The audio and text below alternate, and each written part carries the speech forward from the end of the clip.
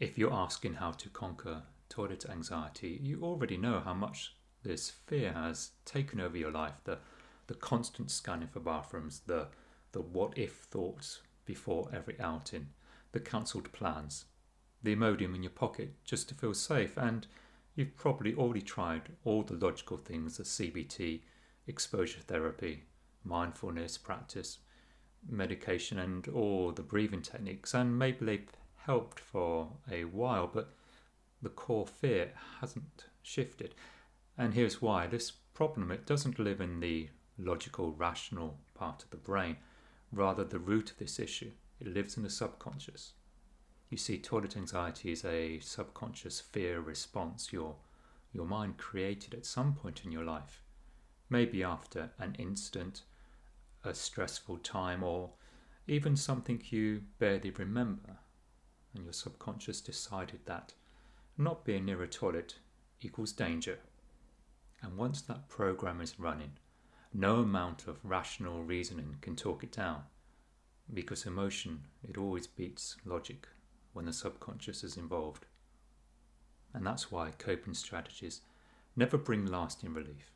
Planning toilet stops, restricting what you eat or drink, taking medication, trying to push through via exposure, they may help in the moment, but they keep reinforcing the idea that you aren't safe, and they confirm the belief that you can't trust your body unless you've planned for every possible outcome.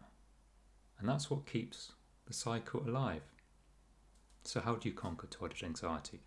Well, not by coping with it, and not by trying to control it, but by drilling down to the root of what actually caused the problem for you personally.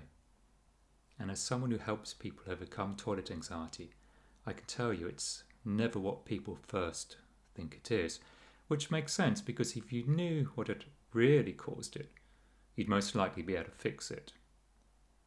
And we should also consider, what if there's a hidden benefit being unconsciously gained from the problem now? Yet by looking past the day-to-day symptoms of this fear and drilling down to what's actually keeping the anxiety response active at the subconscious level, we get to release the emotion fueling the anxiety, so your nervous system can update. And when that happens, the fear collapses, your body calms down, and you naturally rebuild trust in yourself. And that's when life opens up again, travelling without fear, socialising without scanning for the nearest toilet, long drives without the dread. So conquering toilet anxiety isn't about years of managing or coping.